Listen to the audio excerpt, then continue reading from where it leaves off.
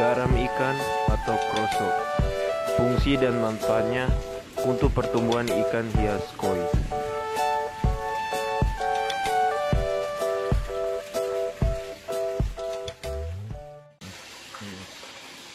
Oke teman-teman, kita akan taruh garam ke kolam ikan. Teman-teman, benda kristal berwarna putih ini sangat dikenal para akuaris menjadi bagian dan terintegrasi dengan hobi ikan hias. Garam yang dimaksud adalah garam NaCl, yaitu garam yang seperti kita kenal pada garam dapur karena rupa, bentuk, dan rasanya sama. Perbedaan utama antara garam ikan dan garam dapur atau garam meja yaitu pada kemurniannya. Garam ikan diharapkan hanya mengandung NaCl, sedangkan garam dapur atau meja bercampur yodium atau bahan lainnya. Manfaat garam ikan yaitu antara lain: 1. Sebagai antiseptik akuarium dan anti jamur atau fungisida. 2. Membantu menjaga daya tahan tubuh ikan. 3. Membantu menyeimbangkan sistem osmoregulasi. 4. Membunuh dan mencegah parasit, jamur, dan penyakit ikan. 5. Meningkatkan pH dan memblokir efek nitrit. 6. Sebagai profilaktik atau tonik ikan. 7. Mengatasi white spot atau kembung pada ikan. 8. Untuk mengobati infeksi ikan yang disebabkan oleh bakteri atau jamur. 9. Mencegah dan mengatasi stres pada ikan. Serta 10. Dapat melepaskan lintah pada ikan.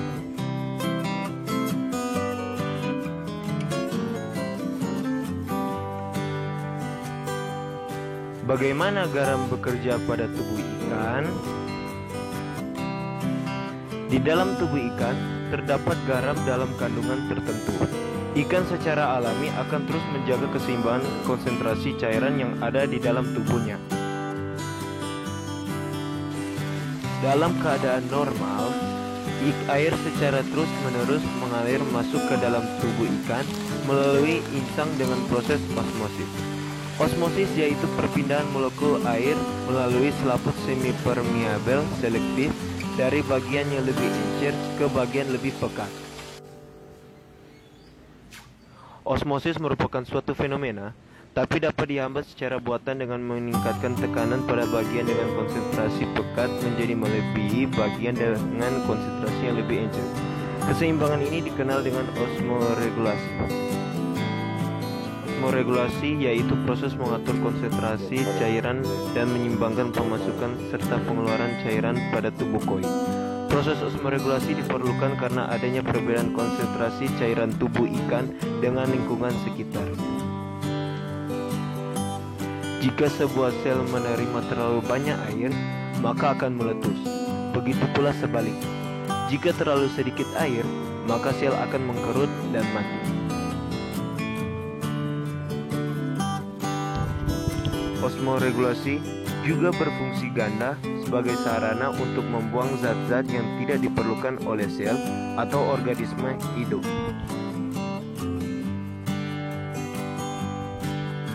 Osmoregulasi diperlukan untuk mengontrol konsentrasi larutan dalam tubuh ikan. Apabila ikan tidak mampu mengendalikan proses osmosis, maka ikan akan mati. Sebab akan terjadi ketidakseimbangan konsentrasi larutan tubuh di luar batas toleransinya.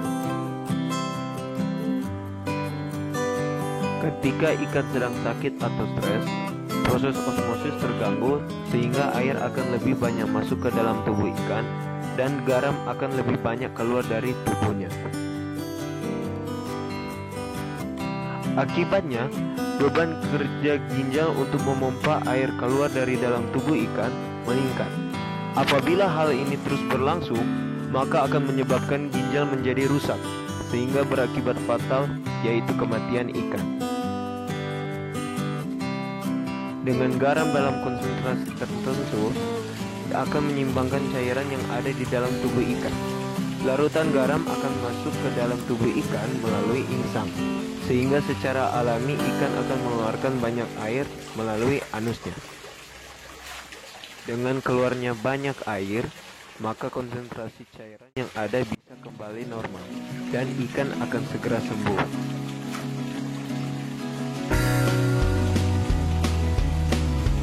Garam ikan juga dapat berfungsi sebagai 1. Mengendalikan parasit, 2. Mencegah serangan bakteri, 3. Mengendalikan jamur saprolegnia, 4. Mengurangi keasaman air hujan, 5. Membersihkan kotoran pada ikan, 6. Mengurangi stres saat pemindahan dan penyortiran ikan,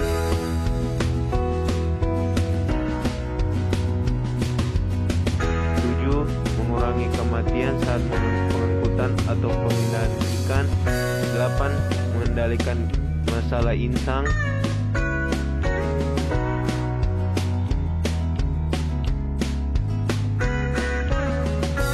9. Membantu saat kadar oksigen menurun, 10. Mengendalikan populasi alga di kolam. Dosis dan petunjuk penggunaan garam ikan sebagai profilatik atau tonik atau jamu pada ikan. Gunakan 1-2 sendok garam untuk 4 liter air. Infeksi jamur atau bakteri, larutkan garam sebanyak 10 gram atau 1% dengan 1 liter air. Lepaskan lintah pada ikan. Rendam ikan secara singkat dalam larutan garam sebanyak 0,25%. Untuk obat infeksi Piscinodinium atau velvet, larutkan garam sebanyak 10 gram dengan 45 liter air. Gunakan larutan tersebut untuk perendaman jangka panjang pada ikan. Beberapa jenis penyakit ikan karena parasit, diantaranya gangguan fungsi insang disebabkan oleh parasit Dactylovirus. Parasit Lernia berbentuk semacam cacing yang menempel pada tubuh ikan. Serangan Argolus atau kutu ikan. Bintik kuning gatal akibat serangan Phylloxera sp atau Chirodactylidiasis.